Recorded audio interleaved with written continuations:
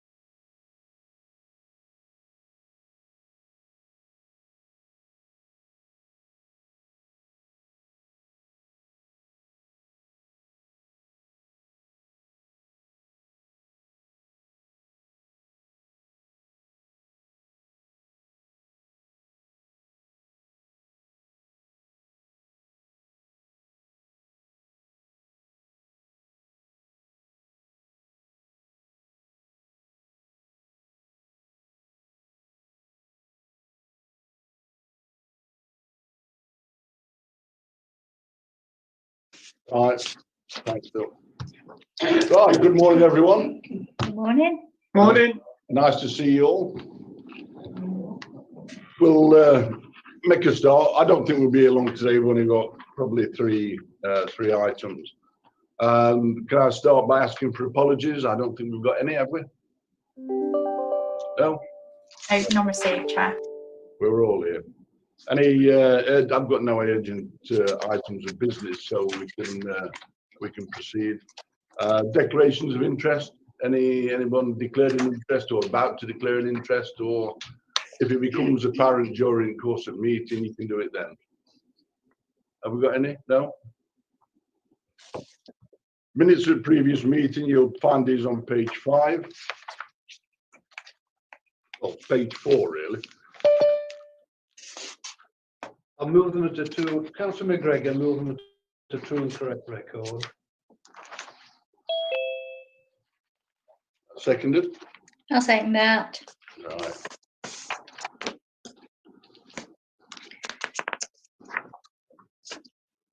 Next item on your agenda is Clive with his medium-term financial plan. Clive. Thanks, Chair. As we said earlier, in the bit of fun we had before the meeting started properly, obviously Teresa's done a presentation for you this time. So what I'm going to do now is I'll just pass over to Teresa, let her give a presentation, and then I'll just give a bit of a brief summary, if that's all right with you, on some of the points that I want to pick out, and then we'll take questions and go from there, Chair, if that's okay. Right. Teresa. Just waiting for the presentation, Chair.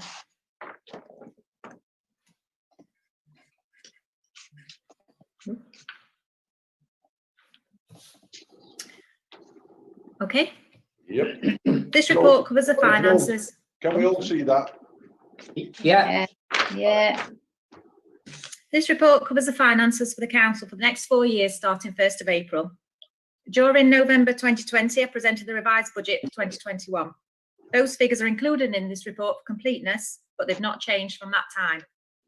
The report includes revenue and capital expenditure, which I'll give you a definition of on the next slide. General fund and housing revenue expenditure and income is included, and I'll explain the difference between those on another slide. The report discusses council tax implications and HRA dwelling rents and details the capital programme. I've listed the appendices here so you can see where to look for each bit. Next slide. The revenue budget is the amount spent on the day-to-day. Next slide, Amy, please. That's it, thanks. Revenue budget is the amount spent on the day-to-day running of the council services. This includes salaries, property and transport running costs, and payments to suppliers for goods and services. It also includes the borrowing costs of money spent on capital assets. Capital spending is mainly for buying, constructing or improving physical assets such as buildings, land, vehicles, plant or equipment. As a council, we have a capital de minimis limit of £10,000, and anything below this limit is automatically classed as revenue.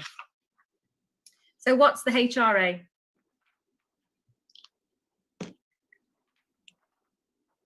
HRA stands for Housing Revenue Account, as you know.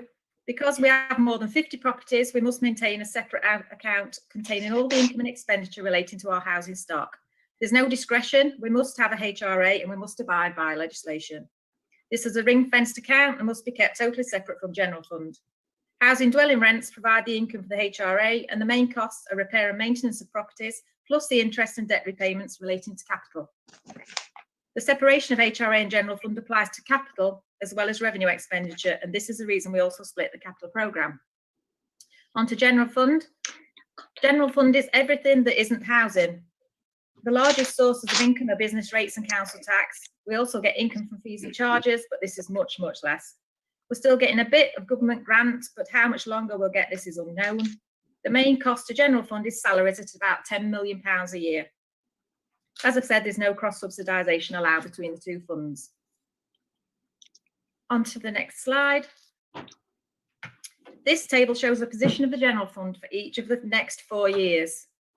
After undertaking the budget process, we have a budget shortfall in each year, as you can see on the top line. Can you see that final year's figure as well? That's not blocked, is it?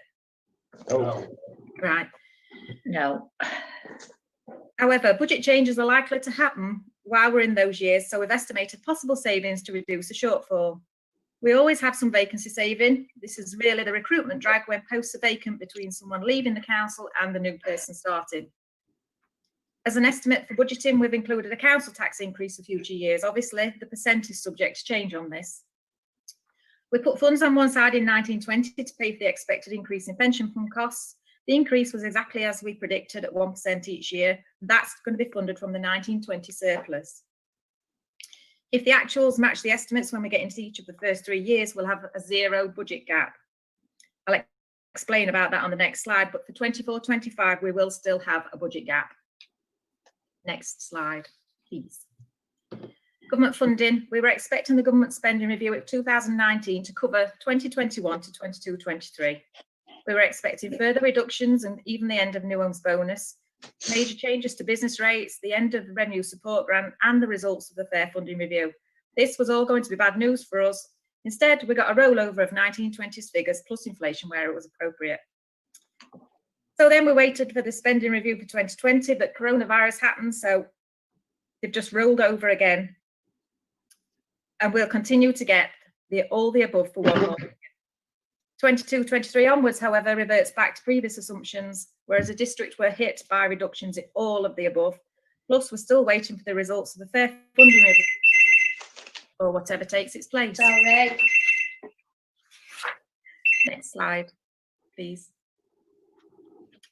The way the business rate system works means we have to prepare the budget figures before we know the income for the year. So we always have to estimate it. In the years where we achieved more than we estimated, we put the excess into this reserve. We were saving to finance the council in the years we didn't achieve the growth. Recently, we've put other government funding in the reserve, such as some of the extra for 21-22, because we're pretty sure our business rates growth is going to be wiped out under the new regime whenever it comes in.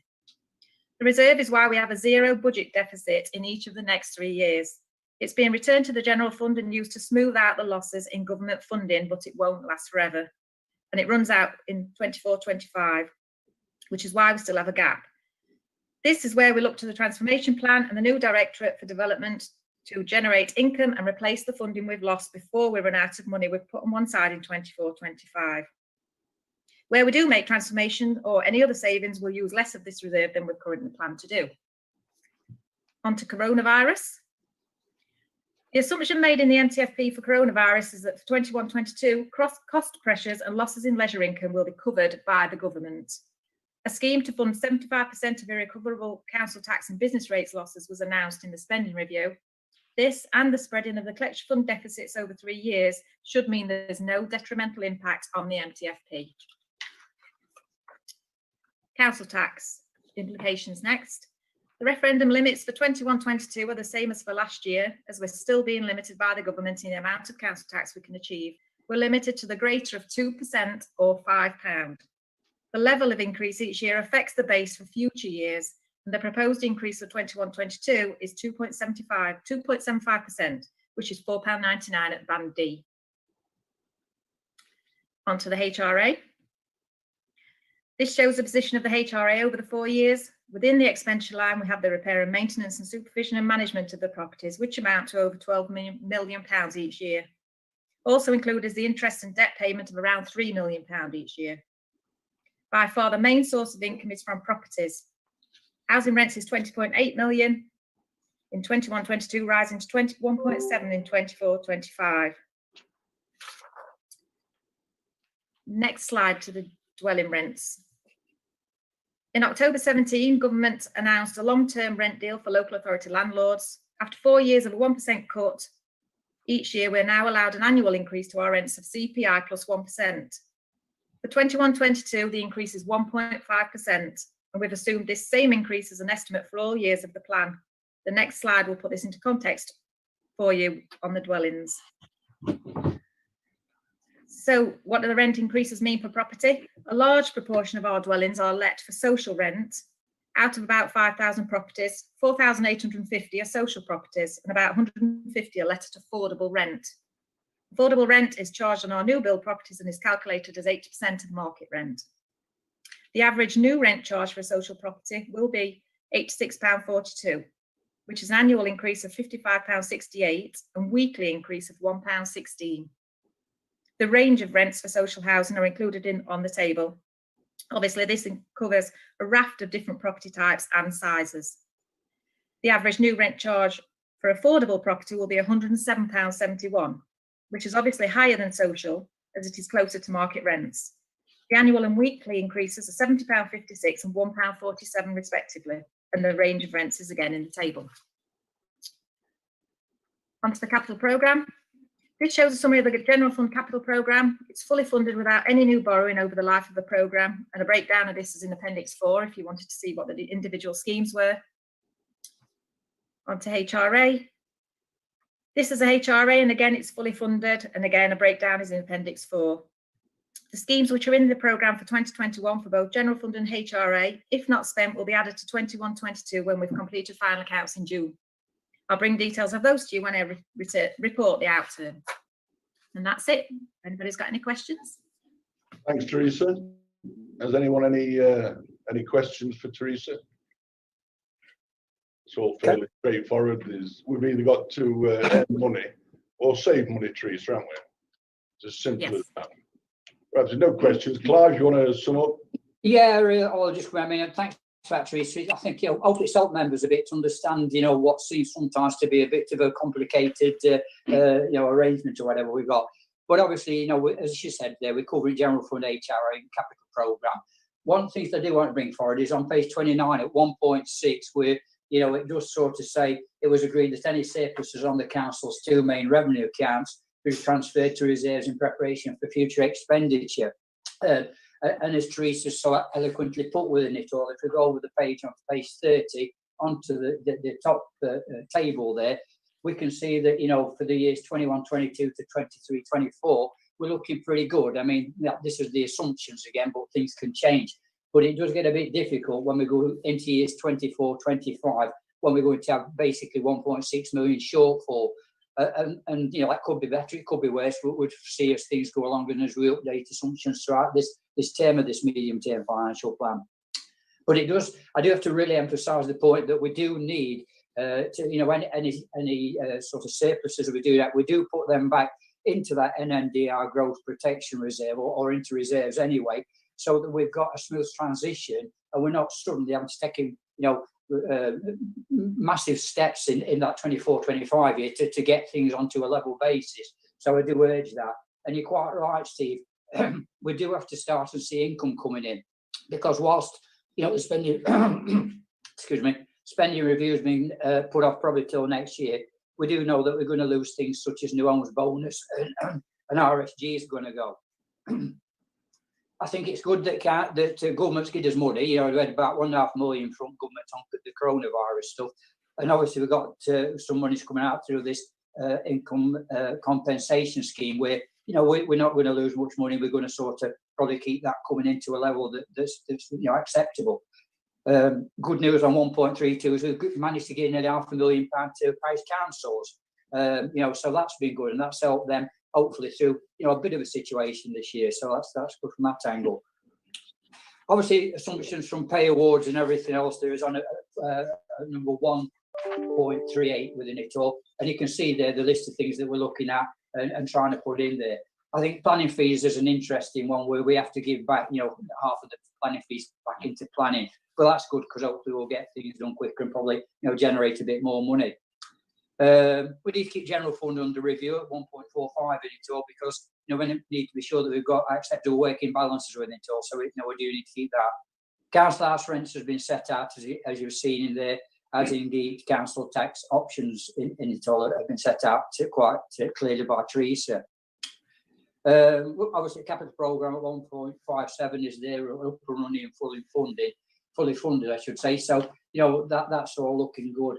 I suppose really, the bottom line is, and the last bit I'm going to say, Chair, is, and thanks for letting me have this, say, is that, we're looking quite good as things stand at present.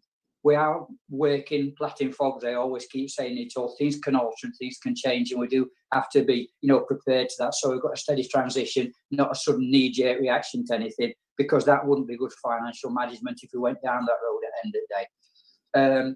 We do need to be looking at, say, for the new director to through the transformation stuff to start bringing us some money in to replace the new homes bonus and RSG that we're saying that we'll be losing next year. All in all, Chair, it's a fairly good result, but I will be keeping my eye on you, making sure you're not spending money that we can't afford to spend, and making sure if we do spend money, we do try and generate income from it or produce a better service at less cost than it all.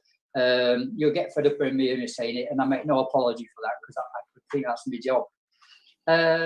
I'll take any questions together with Teresa if there is any. Recommendations are on page 38 at 6.1 through to 6.3. And I'll leave it there, Chair. So thanks for your diligence and understanding. Thank you. And that's a brief summary, Clive. Thank you. Mary. Sorry about the phone call. Should I have declared an interest because I live in council property, being a council tenant? I just want clarification. Sarah will tell you that you don't need to. No, I'll tell you that that's fine. We'll note it, but you can stay, speak and vote. Have we got any other council? Thanks, Sarah. Because we've always had a blanket exemption for this, Sarah, haven't we? Yeah, you just have to acknowledge that you've got the interest, but it allows you to stay, speak and vote. Yeah.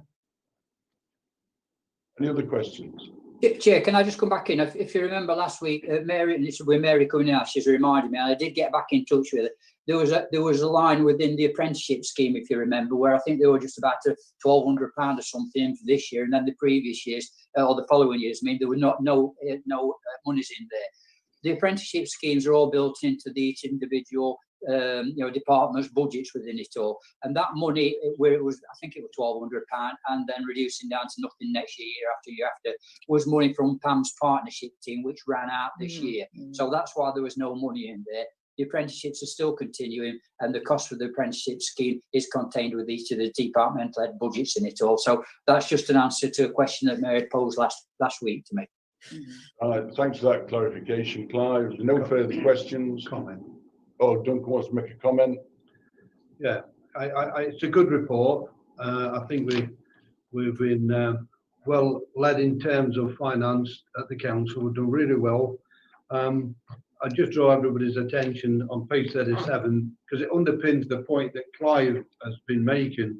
The council section 151 officer, the head of finance and resources, is satisfied that the estimates are considered to be robust. Employee costs are based on the approved establishment. Investment income is based on the advice of the council's treasury management advisors, and income targets are considered to be achievable. And likewise, the section 151 officer is satisfied that the levels of the reserves are considered to be adequate to fund planned expenditure and potential issues and risks that face the council. I thought it would be, just want to emphasise them, Lena. Thank you. So, in a nutshell, there is nothing untoward to report, Teresa, is there? Right, are you moving the recommendations, Clive? Yeah, there's nothing untoward to report at this time, but it's a fluid situation. I have to throw it in. Yeah, I'll move the recommendations 6.1, 6.2 and 6.3 in it all. Yeah. Councillor McGregor will second them.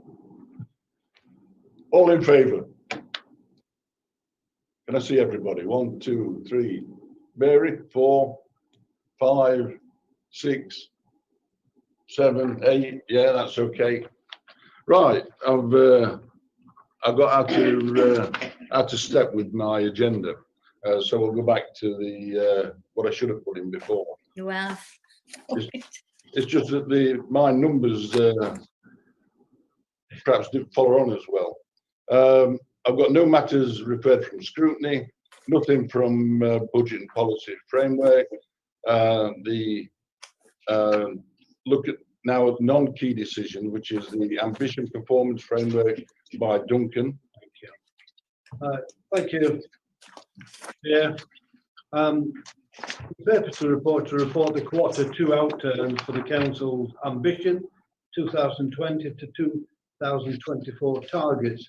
Colleagues, if you have a look on page 12, it does say everything in there, to be honest, because you've already had all the targets and in the graphs demonstrated. You'll have seen the purple ones, which basically there's not been a great deal from the last one that I reported because of the coronavirus side. the endemic problem. Sorry. So on page 12, the conclusions and reasons for the recommendation, you'll see them outlined there. The targets out of the 31 targets, 25 are on track, which is 80%. 3 have been affected by COVID-19, 10%. 6% have been achieved previously, and 1 is awaiting an update on 3%, which is 3%. I move the recommendation, Chair, which is page 612, and it's 6.1, that progress and outturns against the Council's ambition 2024 targets be noted. Yeah. Mary. Yes, Chair. There's nothing from the contact centres, and I wondered why. Because I know the contact centres are doing quite a lot. So I don't know the reason why it's not being added. It usually is. We usually have something from the contact centre. Kath would be able to probably help on that one. I'm thinking which target was, it's probably a customer satisfaction target, and this time with this council, with the ambition, we've gone for a wider satisfaction target. So we're looking at satisfaction across the entire council and not just contact centres.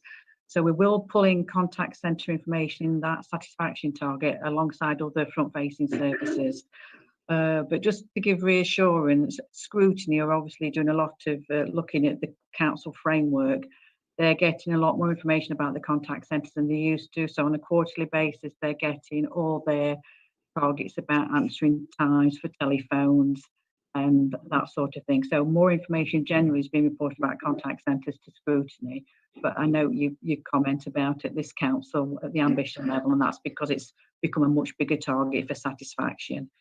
So I know what you're saying, but I think we're still giving that coverage hopefully to contact centres generally. Thanks, Kath. When you consider that Scrutiny is playing more of a part than it ever used to, which is one of ambitions anyway, and also the fact that contact centres have been on the front line during all these difficult times that we've had and we're still going through. I think, you know, the number of complaints has been minimal. In fact, I don't think we've had any, Duncan, have we? I'm not that I'm aware of. Have we had any, Kath? Any complaints about contact centres? Well, I don't deal specifically with complaints, but I'm not aware from our complaints performance information that there's any issues, to be honest. Council still achieves very good results regarding its corporate complaints, despite the pressures that many areas are under dealing with the COVID-19. So also was still returning pretty good performance on complaints handling in timescales. So no concerns. I imagine they're absolutely inundated with compliments, to be honest, because of the response that the council's done generally. Can I just make another point on Mary's point? I've just realised as well is obviously contact centres are driving a lot of the digital transformation, and the council ambition target that we're reporting there about converting to digital. Largely that is driven by contact centres, and that's their statistics is coming through at that council level target. So just to make that clear that at the moment it's really the contact centres figures that are driving that we're reporting on. So there is a lot of work that's been undertaken in that area. I think in general the public appreciate the efforts being made by Bolsover District Council. I've had numerous compliments, perhaps some backhanded compliments, but compliments all the same, you know, about the efforts made by all members of staff at Bolsover District Council, and it's a credit to you all, really. And you know, councillors, I think understand that and appreciate that too. So I would support that, Chair, because I've been looking at compliments that have been coming in, and they've been really positive. So I think that's a big brownie point for our staff, all our workforce. They've done to the best of their ability under difficult circumstances. So I agree with the leader, very much appreciate what they're doing. And I must try and remember to get the word pandemic. Pandemic. But I'll get it out some stage. Thank you. I'll try COVID-19, that's easier. Yeah, just say virus, Duncan. Right, it's been moved. Is it seconded? I'll second it, Chair. Right, Sandra seconded it. All in favour? That looks just about everybody. Right, move on to the next one, which is Sandra. It's the architects for remaining safe and warm upgrades. Sandra. Yes, thank you, Chair. The purpose of the report is to seek approval for awarding of the contract for architectural services for safe and warm upgrades to Jubilee Court and Valley View for both over District Council.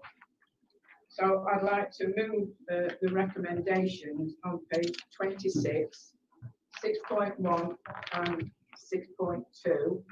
And can I also say thank you to Ian and Grant for working hard on this contract and all the other teams. So thank you. I have every faith in. I have every faith.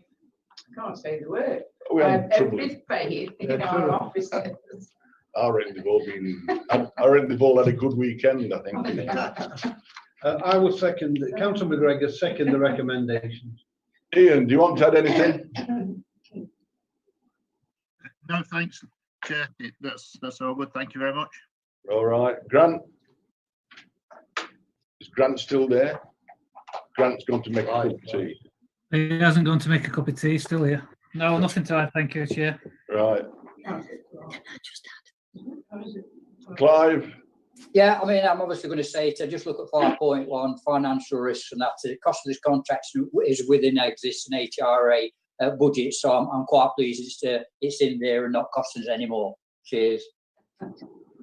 Thanks, Clive. But we have to remember that we have an obligation to maintain a particular standard for all our homes, and even if it costs a bit more, I'd expect you to bust a gut, Clive, to find it. Right. You, so you can trust the leader. Yes. Mary. Yeah, thank you, Chair. Yeah, it's just nice to see our lads round and about in Pinxton in the vans, working on empty properties. It's just nice to see. Yeah. Yes, on our empty properties. Everybody happy? Any further questions? No? Just answer Mary's question. Go on then. Yeah, Mary, excuse me. While we're not being able to go into do any repairs for our tenants, you know, regarding COVID, only doing emergencies, Yeah, we are, you know, the workforce are getting on with our empty properties. they are, Sam. Yeah. They are doing a good job. Yeah. And today I am actually going to have a look at a house, one of our empty properties, what is in a really bad state. And I'm going to see, and I will take photographs and let members see that some of the work, what has to be done on our properties, and why sometimes it takes a considerable length of time to get them properties up and running. And the cash. And, you know, and get the money from rent. And it costs us as well. So, Right, thanks, Sandra. No further questions? Report's been moved, seconded. Second, Councillor McGregor seconded it. All in favour?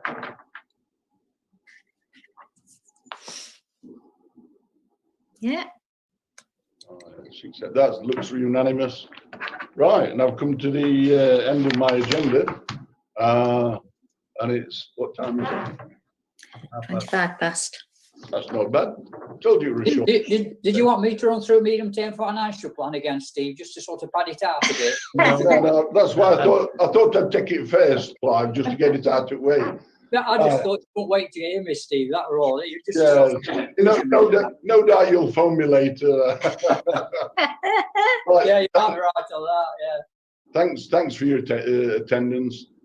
Declare meeting closed, and have a good day for those that are staying in, an even better day for those that can go out and do a bit of exercise, and we'll carry on regardless. I'll see you all later. Bye. God bless. Cheers. Bye. Bye.